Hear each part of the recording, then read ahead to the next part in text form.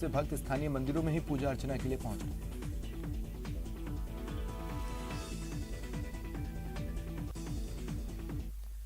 और अब बात हनुमानगढ़ की, जहां संयुक्त किसान मोर्चा ने जिले के 6 से ज्यादा जगहों पर चक्का जाम किया है। संयुक्त किसान मोर्चा ने कोहला, नगराना, डबली राठान, टोल नाको समेत पीलीबंगा, धुलीपाल समेत कई गांवों में चक्का जाम किया।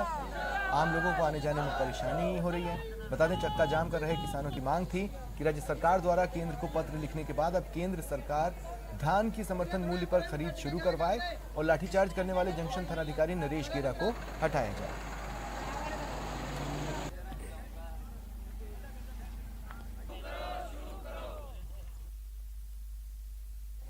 अब केंद्र सरकार के जो है गेंद पाले में है।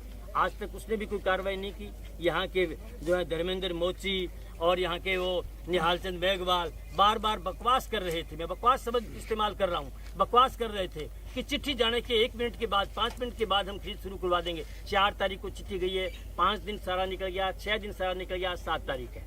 हमारी मांग है धान की और मूंग की, मोठ की, बाजरे की फसल की सरकारी खरीद शुरू की जाए और दोषी अधिकारियों के खिलाफ कार्रवाई की जाए। संतान के करुण पुकार सुनकर उस पर दूर से कृपा बरसाने वाली देवी भले ही हो, मां नहीं हो सकती। मां वही है जो मुश्किलों से लड़ते अपने लाल को देख उसका साथ देने के लिए युद्ध भूमि में आ धमकती है। उस पर होने वाले हर हमले को हाथों से रोक लेती है।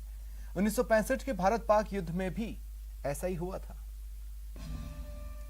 यहाँ भक्ति में घुला है देशभक्ति का रंग। माँ के चमत्कार से दुश्मन रह गया दंग।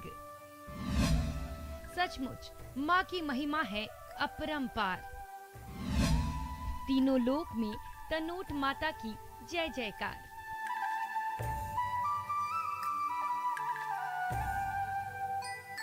ये जैसलमेर से 130 किलोमीटर दूर भारत पाक सीमा पर बसा उस माँ का भव्य मंदिर है जिसे दुनिया तनोट माता के नाम से जानती है। यहाँ से पाक बॉर्डर सिर्फ 20 किलोमीटर दूर है। यही वो मंदिर है जिसने 1965 की जंग में पाक सेना को चमत्कार दिखाया था।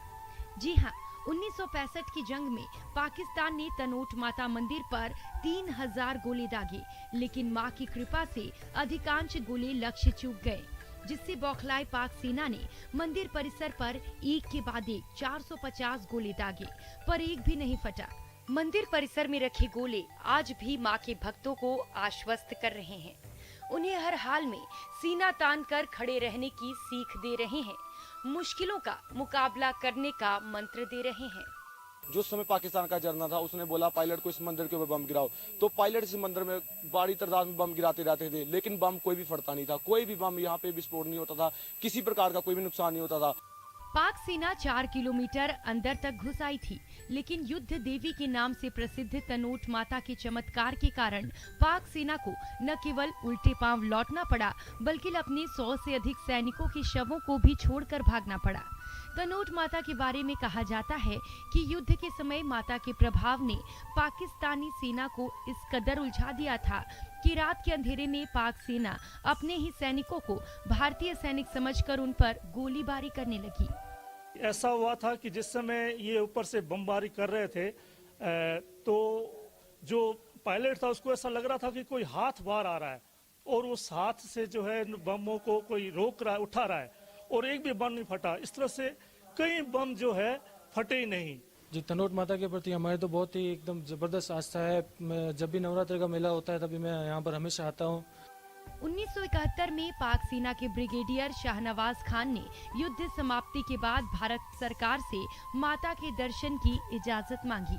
2.5 वर्ष बाद इजाजत मिलने पर शाहनवाज खान ने तनोट माता के दर्शन कर मंदिर में चांदी का छत्र चढ़ाया। 1200 साल पुराने तनोट माता के मंदिर के महत्व को देखते हुए बीएसएफ ने न सिर्फ यहाँ अपनी चौकी बनाई, बल्कि मंदिर की देखरेख भी करती है।